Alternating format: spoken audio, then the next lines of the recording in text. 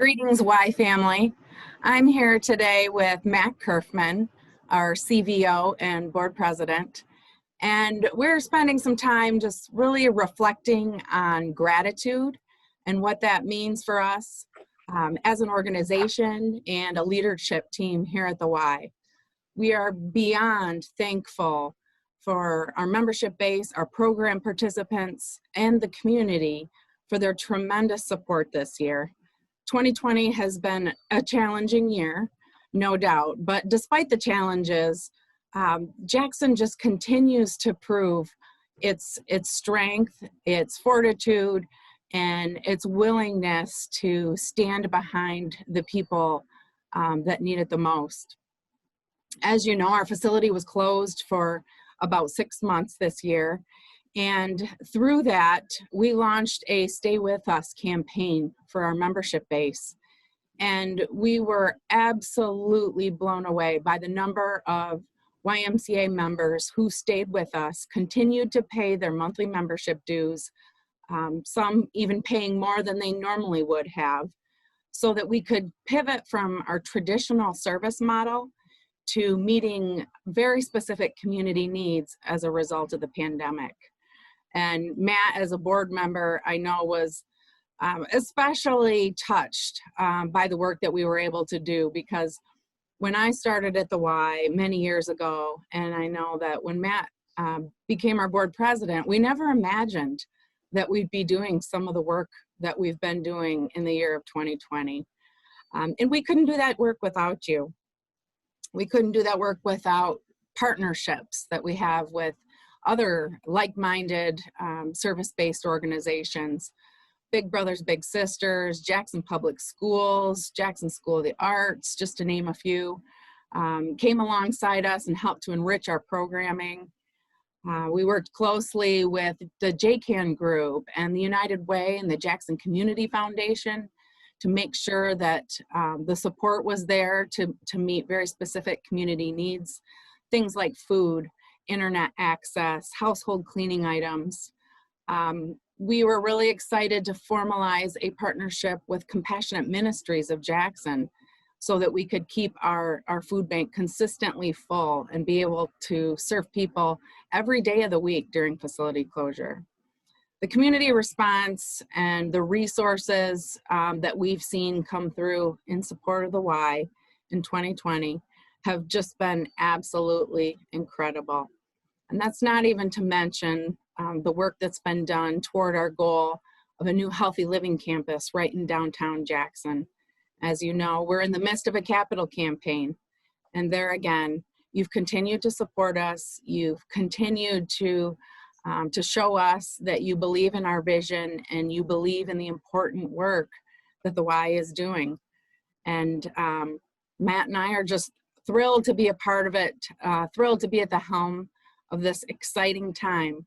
And so it's an interesting state of mind to be in when you're faced directly with challenges every day, but to also be so filled with gratitude and so thrilled and excited with what your organization has accomplished despite these challenges. So thanks, Shawna. I'll jump in and say hi myself. In case you can't see, I've got my Y shirt on today, my Y staff logo, and Shawna and I are socially distanced from our respective offices, and you may have a dog barking in the background here because I have one sitting under my feet at some point. But it sounds to me like everything you just said. One, it has been a transformative year for everyone, Jackson Y included, and I'm reminded of something that I have often heard one of our key volunteers and donors say, and Sarah Richmond, the Y is more than just a gym. And if there was ever a year for us to communicate that, this is the year. And so Shawna mentioned all of these partnerships that have established, all the people we've helped. Well, I talked to some of your team, Shawna, and pulled some numbers for the last 6 to 8 months, many of which those months the Y was closed. And through all those partnerships, I came up with that the Y on average served about 2,000 student meals per week. So on average, 8,000 a month for more than 6 months. We are still serving those meals on Monday, Wednesday, and Friday. And Bonnie mentioned there was one week where there was as high as 4,400 meals in one week served through the Y. So that was during the mandated closure. And then those continued for September, October, November. We're partially open at limited capacity now. We have continued that partnership and continued to serve food and meals throughout the community. And I thought, well, that seems like a lot of meals. So Bonnie and Stephanie on your team and I got together and we figured out what the weight, how many pounds of food that was. And we estimated it was more than 70,000 pounds of meals and personal delivery supplies for families in need in Jackson. 70,000 pounds. That's quite a few, isn't it? That's a lot. And that's actually the amount of food that was delivered through our volunteer base. So that's not even all of the food that we handed out to families that came right to the facility. 70,000 pounds of food delivered. So those volunteers got to work out loading and unloading their vehicles. My assistant has joined us, Cooper, in the background. He came to look For over. Food. Speaking of delivery, Shawna, Bonnie and Stephanie also tallied up that the small core group of Y team members that you have working with you traveled over 1,200 miles to make some of those deliveries. And 1,200 miles is the equivalent of driving from Jackson basically to Orlando, Florida. And so all of those miles during shutdown, during closure. So again, lastly, and I guess most recently around Halloween, and everyone had to be more creative for Halloween. And so there was over 1,000 pairs of mittens, gloves, and hats, and more than 250 blankets distributed during what would have normally been, I forget what the name is called, trunk or treat. Obviously, we had to do a very large modification this year with COVID on the rise. So there's a lot of things going on. And while the Y is about healthy living, social responsibility, and many things, we have evolved quite a bit this year. And so we have a lot to be grateful for. We have a lot in our community to be grateful for, and let alone all of you as supporters, as Y members, but the entire Y staff and the Y team and board of directors. And we have a huge host of volunteers that have helped make this as good of a year as it could in the middle of a global pandemic that possibly happens once every 100 years. So with that, as we kind of winded down the year, my background is I'm a certified financial planner. I'm a co-owner of Richmond Brothers out at the Jackson Airport. And one of the things Shawna and I talked about is there have been a lot of tax law changes this year that apply to many of our donors. And so we wanted to take a few minutes, and even though, January of this year was back when Consumers Energy announced their $3 million matching grant for the capital campaign, and we were all just, floating on the clouds back then. February, National Heart Month, Henry Ford Allegiance came in and stepped up to be the first major match in that grant at $1 million. And then all of a sudden March came and the pandemic hit and everyone's world changed. And so March seems like a lifetime ago, but at the end of March, on March 27th, Congress passed the CARES Act. And there was a few key things that we want to make sure you as supporters, not only of the Y, but of other nonprofits in Jackson, get the word out and share this. But the CARES Act basically had three key things that I pulled out we wanted to share. One, if you're giving cash contributions, writing checks to any nonprofits, the individual, so myself as an individual, I used to be able to contribute 60% of my adjusted gross income, and I was capped out. So for example, if you had someone who made $100,000 a year, the most they could contribute and deduct would be $60,000 of their income. If they made $1 million, the most they could contribute was $600,000.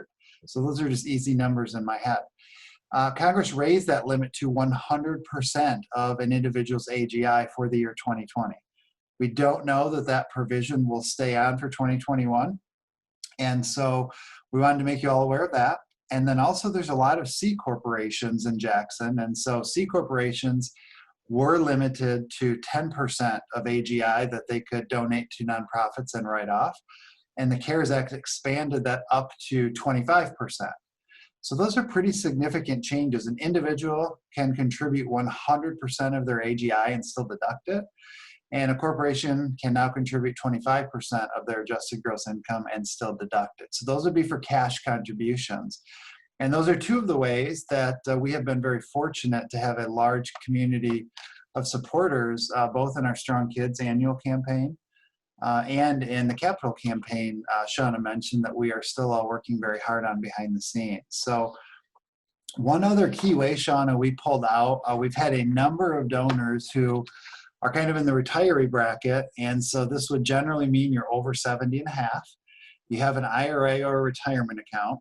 And eventually the government will tell you you have to take required minimum distributions out of that. When you do, you're required to pay tax on that. Well, one of the best sections that I personally believe has ever been in the tax code is you can direct some of that required minimum distribution to a nonprofit, and it goes outside of your bank account. You still get to fully use your standard deduction, and you're not charged tax on the IRA disbursement you took out. So we have many people who have custodians like Fidelity, Ameritrade, E-Trade, Vanguard, and those are where their IRAs are. They can have those custodians issue IRA checks directly to the YMCA, and it's titled a qualified charitable disbursement. Now, even though those of you who are really sharp on this topic might know that the government waived required minimum distributions this year, they did not cancel your ability to still act on qualified charitable disbursements or distributions from your IRA. So anyone who is 70 and 1/2 years or older with an IRA, an individual can contribute up to $100,000 per year, regardless of your required minimum, to a 501c3 nonprofit. Of course, the Y is a 501c3 nonprofit. So we wanted to give you a few tips as you get down to the end of the year. We know that some of you in communication with us have been able to stay very fortunate with businesses and jobs through this pandemic, and we know that that is not the case for everyone. So we wanted to share some information, get this out there. Hopefully you can share it if you see this on social media, Instagram or Facebook. If you would like it immediately and also reshare it on your pages, that will help spread the word during the holiday season much faster. That's, I think if I understand that correctly, Shawna, from Bonnie. Right. It's so important to us that this message gets out. It goes without saying that the Jackson YMCA is faced with great need this year, and that your additional support through the CARES Act would mean a lot to us and would go a long ways. But it's so important that this message gets out to the broader community also, because this has been a challenging time for all of the nonprofits in Jackson. And those other nonprofits are our programmatic partners and potentially our future facility partners. So it's really important to us at the Y that we lift everyone up so that we can all be stronger and continue to serve and meet the evolving needs of the community. Thanks, Sean. So I guess just one or two last points. What does that mean for you? So we have many donors who have signed multi-year pledge cards, which is wonderful, and we're super thrilled to have that continued support going forward. However, before the end of the year, you may want to relook at those, and it may be a good time to consider accelerating some of those pledge payments to nonprofits, specifically because of the higher deduction on AGI. The other thing I forgot to mention is anyone who uses a standard deduction can also do what's called a $300 above the line deduction. So you can use your standard and you can donate $300 to a charity and still write that $300 off, even if you don't itemize your taxes. So we wanted to put all that out there.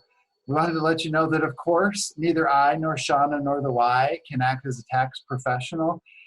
We can't give legal or tax advice, but we are very good at reading the tax code, or at least I am. So we wanted to make sure that this stuff is out there and you're aware of it.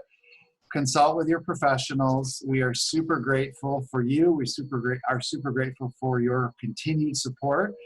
And we have a lot more good news coming out in the month of December and January with respect to the capital campaign. And if you have any questions, we actually have created a PDF, right, Shawna, of some of these points, and we're going to put it right on our homepage, jacksonymca.org. So you can download that and find some examples. And also, I believe we're going to get it shot out by email. to some of our members and donors as well. So jacksonymca.org is where you can find that, and I'll pass it back to Shawna for any closing thoughts. Just the word of the day is gratitude, and we're so thankful for each one of you, each one of the businesses that has supported us, each one of the organizations that we've partnered with, and we're thankful for the people we've been able to serve, the stories we've heard. It's been a challenging year, but it's been a very fulfilling and a very rewarding year. So thank you. Well, and that will close out, and we wish you all a wonderful and safe holiday season. We hope we can send lots of love and prayers out to all of you, that as a community we stay safe, as a community we keep moving forward together. And thank you so much for your continued support.